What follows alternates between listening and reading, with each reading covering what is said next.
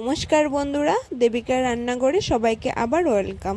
তো আজকে দেখো খেতে চলেছি ম্যাগি। তো ম্যাগি রেসিপি তোমরা আগেই দেখে নিয়েছো।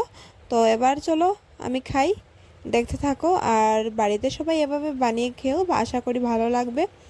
আর আমি প্রত্যেক দিন দিতে পারি না ভিডিও, আমার একটু প্রবলেম হয়। তো সময় বের করতে পারি না, তো একটু ম্যানেজ করে নিও। আর প্লিজ পাশে থেকো, যদি তোমরা পাশে না থাকো কি করে এগিয়ে যাব বলো। তো দেখতে থাকো আমি খাই।